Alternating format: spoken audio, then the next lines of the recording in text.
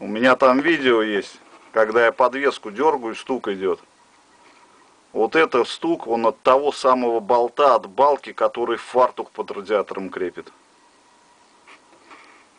Вот это от этих болтов, причем не дотянут вообще децл был. И, сука, все протягивал, последним на него наткнулся, как обычно.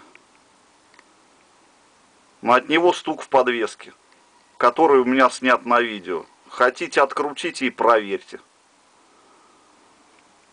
Даже откручивать не надо, вообще его чутко ослабить надо. Кто ищет стук, смотрите, возможно, поможет.